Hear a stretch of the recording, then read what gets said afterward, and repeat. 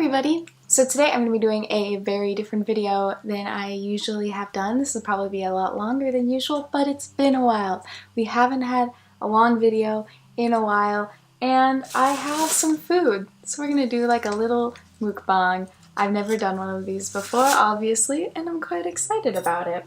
So I have just spent the last 10 or so days in Canada.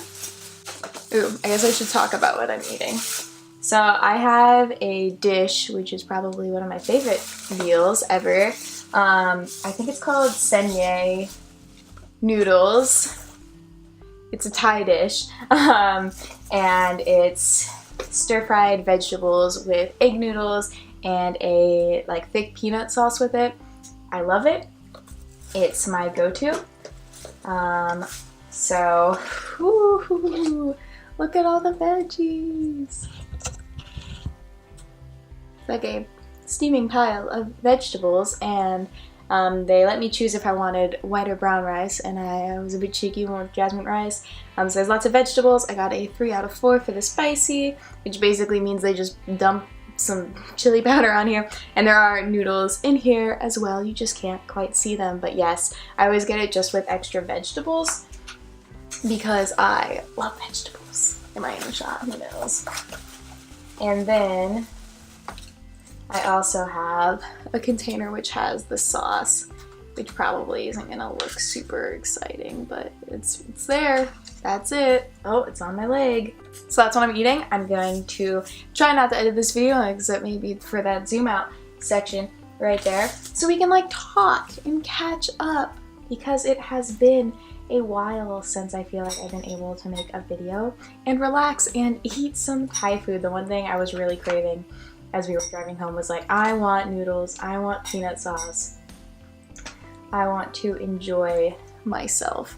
So what I'm doing is I'm just gonna put it into a smaller bowl. It's kind of easier to like portion out my ratio of sauce to noodles and everything else. And because I always get so many vegetables in there, tends to get kind of wet inside the container, and I don't want to like water down the peanut sauce either. Got a runaway mushroom. Ah! So I have not watched a ton of mukbangs. When I watched a lot of Trisha Paytas, it is mukbang, right? I might be wrong on that. Correct me if I'm wrong. When I watched Trisha, I watched a few of hers, and I was never like super into them, basically until I started eating a lot by myself. Then I was like, I really like this, because it's just really nice to like eat while someone else is eating in a way. It's like you're eating a meal together. Yeah, that's the point. I like it.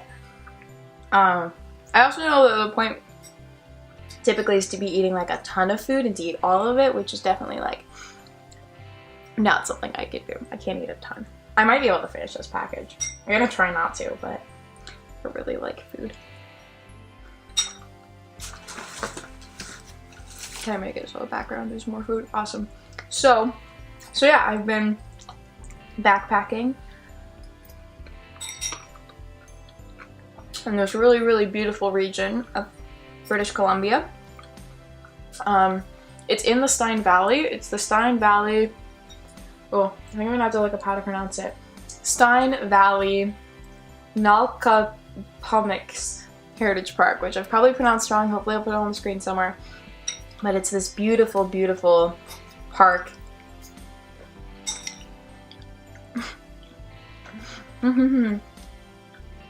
Which was ran in as a team by the Lytton First Nation and BC Parks, and it is such a cool space. And we got to hear from Dr. Ruby, who is the elder who really fought to make it a park and to protect the land of the Lytton First Nations peoples, and it was such a cool experience. And then so we got to hear from her and then spend time in the park, which was like very cool, very reflective on colonialism, which wasn't my plan for what I was going to talk about, but comes up a lot. It's relevant in my line of work.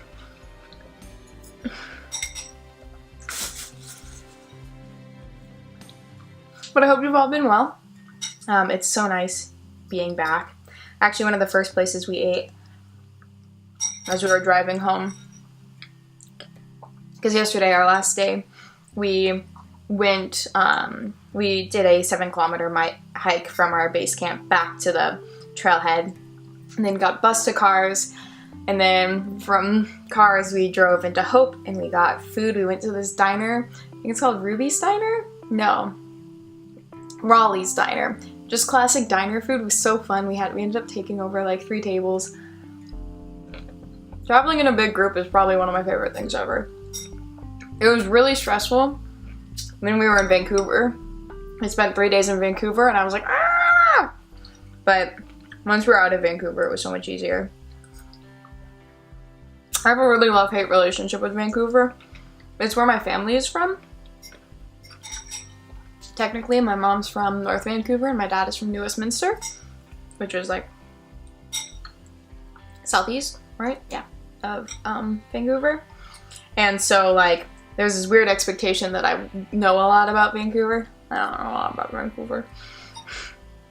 But I was one of the few people that had cell coverage in Canada because my family is Canadian and we live in the US, so we have international plans. So yeah, so I ended up directing the group around in Vancouver a lot. It's just my favorite meal in the world and I really wish I could share it with everyone.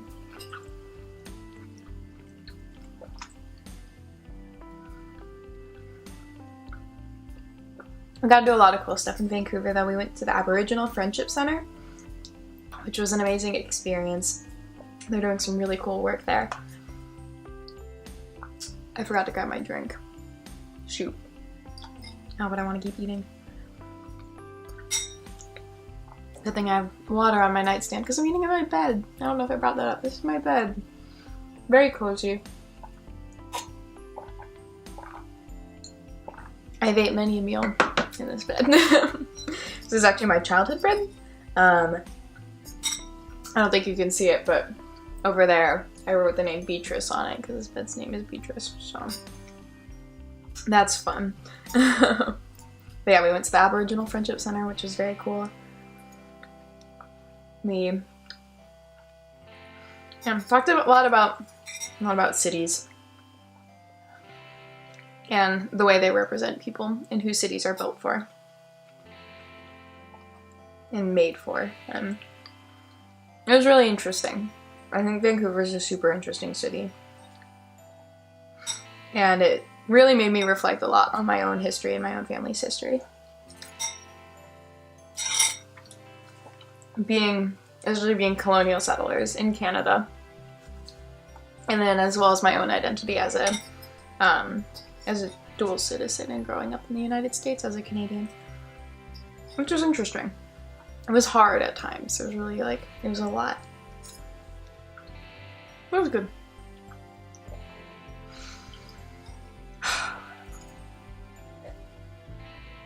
Do you all have a favorite Thai food dish? For a while, I only got drunken noodles. What are they called? Something with a key. That's really sad that I don't remember, but I only got drunken noodles everywhere I went. Wow, it's delicious broccoli. Which are basically like vegetables and thick noodles with a Swedish spicy sauce. I always really liked them. But then I discovered this and I was like, wow. This is my new favorite thing. They never make it very spicy though. Which is okay. I think if I got it at the restaurant, it would probably be spicier, but then they might look at me and be like, you don't deserve the spice. I have to agree with them. But I do really enjoy spicy foods. Being vegan for a while, really introduced me to how great spicy foods are. Because if you've ever been on any sort of diet where certain foods, especially things that are typically used as flavors, or aren't included, you really start to look into other foods for more flavor diversity. I'm not saying vegan food can't be incredibly flavorful. Because it can. There's like some damn good vegan food out there. And I still eat vegan a lot of the time. But, just when you have less options, you start to appreciate the options you do have more. And so I got really into hot sauce. My favorite hot sauce is Tapatio. Controversial subject, I know.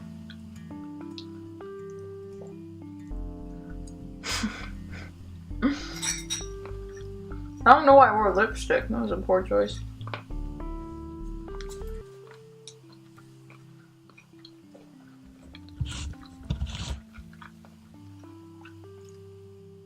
Delicious.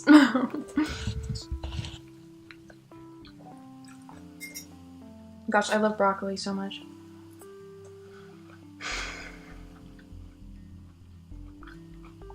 It is without a doubt one of my favorite foods. Alright, so stopped recording for a second, so I took the opportunity to get my drink, which is a fantastic lemon LaCroix. I feel like this is like not a popular flavor of LaCroix, or maybe it's like too popular. I don't know. I love it. It's like Sprite, but not as cavity-inducing feeling.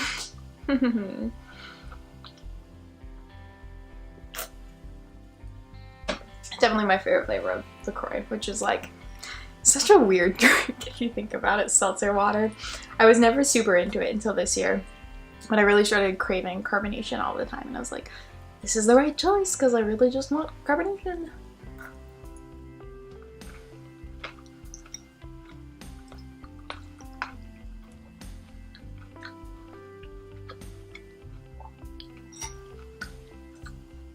I realized a certain aspect of this is hearing the person like chew while they eat. I was very much raised to not make sound while I eat. Also close my mouth or cover my mouth, which, you know, I'm trying, out of respect, which I'm trying to do. So like, I don't know if this is as effective. Can you hear me chew? Can you hear how crunchy this broccoli is? Do I need a better mic? Probably. No, enjoy.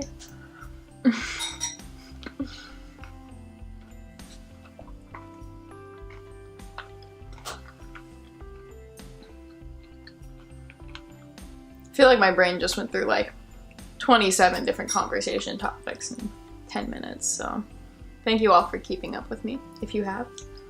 If you haven't, that's okay. I've been told I have a very soothing voice. A certain amount of that is put on for videos.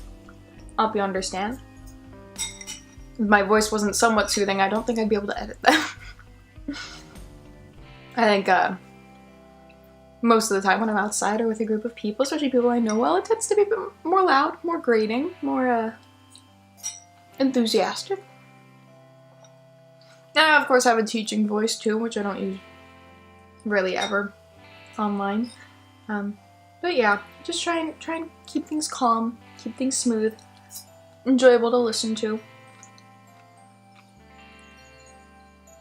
As the car passes very squeakily. And that's a really important aspect of YouTube.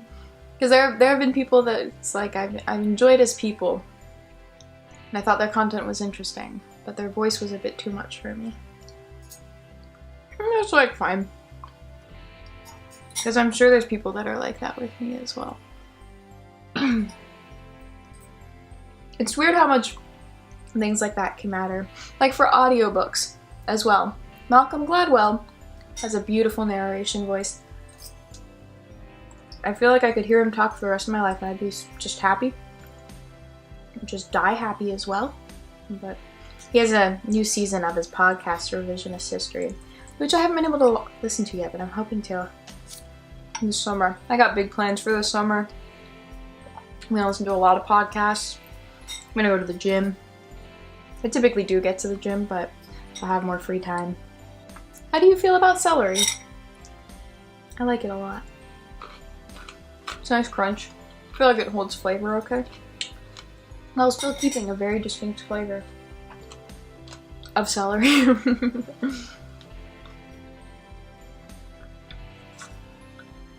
Carrots are probably one of my favorite vegetables too. We almost always had chopped carrots with our dinners growing up. I always think looking at what people ate as kids is really interesting, or if they like ate meals with their family. My family always ate dinner together. It was like a very like not acceptable thing to not eat dinner as a family, which I think is interesting now. I think it's good because it gives you a time to connect with your family, but it can lead to some interesting dynamics around food as well. I don't know. I love eating with people though, so I'm not trying to say it's at all a bad thing or was a negative thing in my life. I think it was a positive thing in my life, but yeah, it's interesting how much family has an effect on your relationship with food.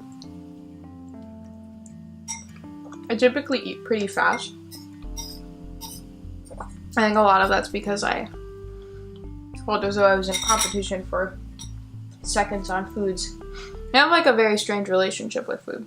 We don't need to go too deep into this yet. Maybe one day. I just think food's a complicated thing. Am I still wearing any lipstick? Just the faintest hint. Wow, so I only have a bit left. Well, I guess I have more than a bit left. Because they always hide some under the rice. It's the secret. Also, I haven't had rice in a while. It's really heavy, so I don't take it backpacking. I have lots of powdered refried beans, which I thought was interesting. I didn't know that existed until this year. Winco has amazing things in their bulk section.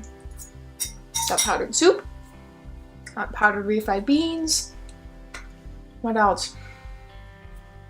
Textured vegetable protein, which is basically like pieces of soy you can mix in with whatever it is that you're eating.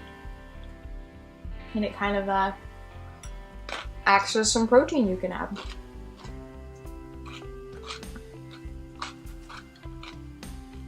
Which was interesting. We made all of our meals on our trip vegan because one of our group members has vegan is vegan, and then one of the other group members has a extreme dairy protein allergy, so we didn't want to kill anyone and wanted to respect eating choices. So we had a lot of that. Lots of warm bush, but I think that's like pretty typical of camping.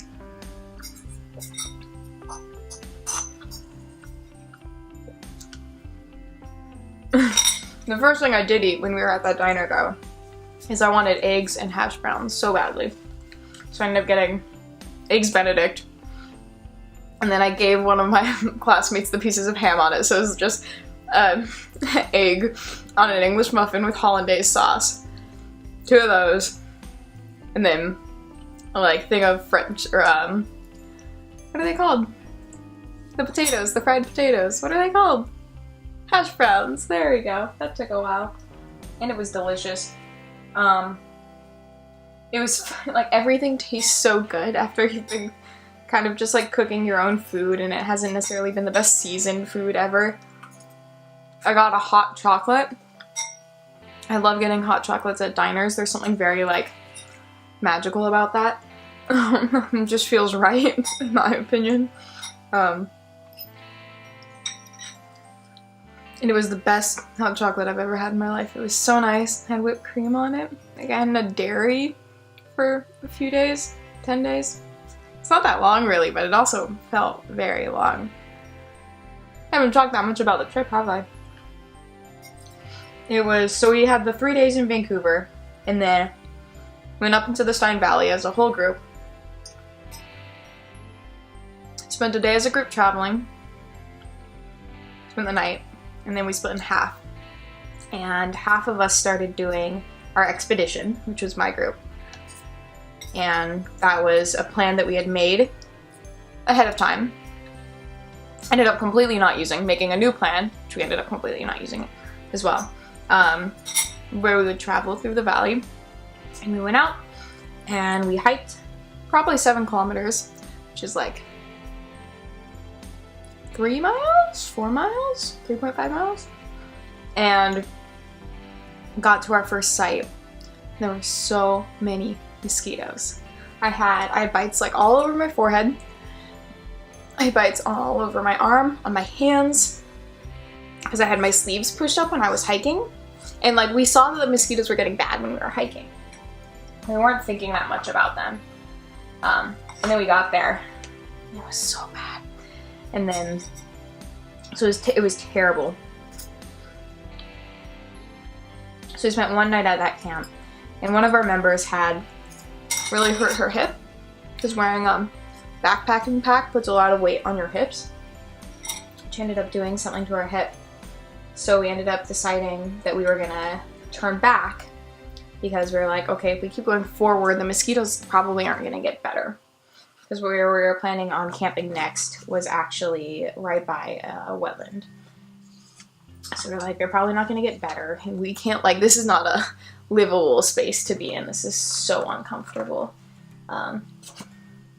So we packed up and like we'd spent one night at that one camp, which is called Lean-To Camp. And then we packed up and went back the way we came. And we ended up staying in this really beautiful space that wasn't like technically a campsite, but had been used at a campsite as a campsite. Like I had a fire circle and it was all cleared and it was like we wouldn't be leaving a huge impact camping there, which was part of our plan. It's minimal impact or no impact. Leave no trace. Camping. So we stayed at that site for 2 nights. So we traveled there, spent a night, spent just a whole day there, spent a night, and then we went back. It was really wonderful when we just were hanging out at that space because it was just a beautiful space. We're right on the Stein River the entire time, which was an interesting experience for me.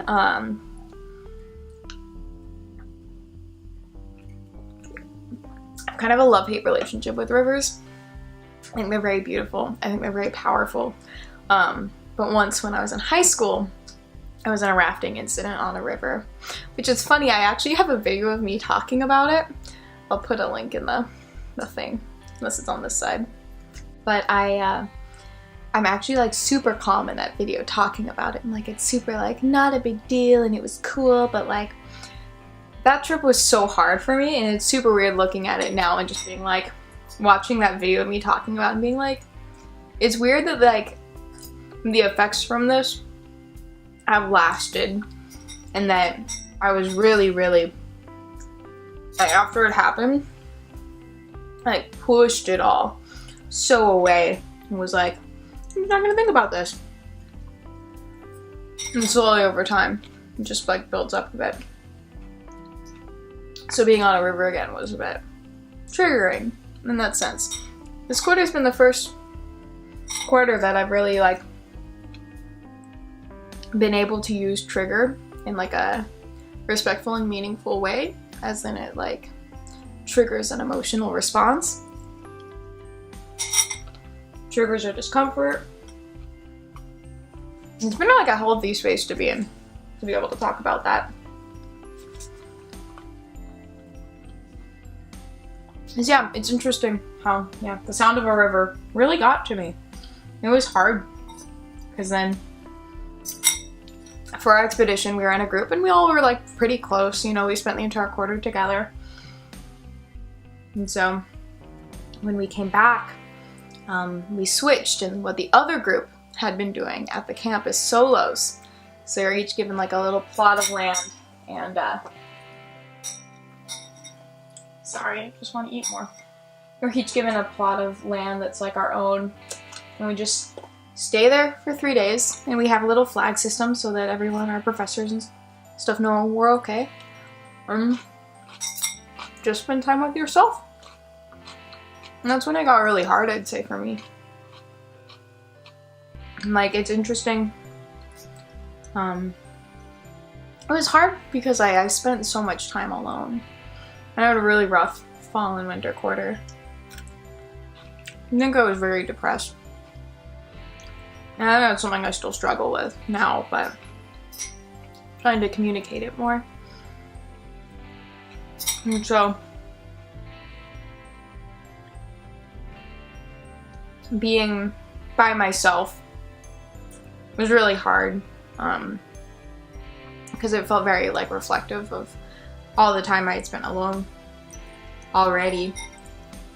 And also hard because I've been spending so much time, you know, bonding with this group of people and being comfortable around them and being comfortable with communicating about my feelings and what's going on, and then only being able to communicate with that with myself felt very much like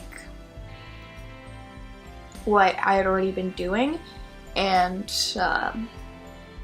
kind of it felt like a lot of internalization.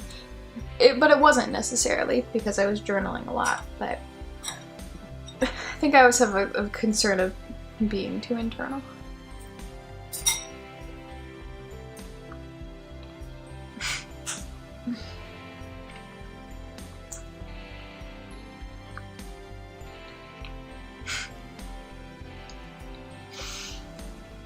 I feel so uncomfortable. Part of me is gonna want to edit this so badly. I'm gonna try not to. I'm gonna try and have it be like a legit thing.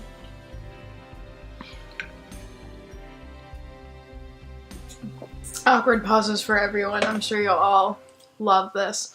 Yeah. I think I'm done. I don't think I'm gonna let you eat all this. It was really good. I wish I could share it with you all. Thank you for sitting down and having this meal with me. I really appreciate you all. It was a super overwhelming quarter. It was a lot, but in a very good way. And, you know, I came home and I'm in a very, like, good mental place. I had, like, a friend ghost me. So obviously not a friend. An acquaintance ghost me. I was feeling very iffy about it on the ride home. And the person next to me was like, you know, they're just not ready in their time to have you in their space. And that's okay. And they probably have some stuff going on, and it's not you, it's them. And I felt very good. Like, it felt really, like, felt like the blame was, like, lifted off of me, because, you know, if it was something I said, if it was something I did, I think they would have communicated that with me, or I wish they would have, but they didn't. That's okay. This is not the conversation I want to have right now. Oh, I'm sorry, I've ate quite a bit now. Okay. I'm gonna go now. I hope there's not broccoli in my teeth. Thank you all so much for watching. If you enjoyed this, please give it a like and feel free to leave a comment if you did, because maybe I'll try and do more of these during the summer if you just want someone to sit and eat with and for me to tell you strange stories of self-development. We can do that. That's okay. Let's work on ourselves emotionally. Okay. I'm in a place right now. Yeah, please feel free to subscribe as well if you'd like to see more of my videos. I'm gonna be hopefully posting more actively over the next whenever. One day. I'm being a bit cheeky. Oh, I forgot to take a photo. I guess I have the zoom-ins of my face and the food, so we'll do that. Alright, I hope that you are all having a fantastic week. I love you all so much. Thank you all so much for watching, and I will see you all next time. Bye-bye!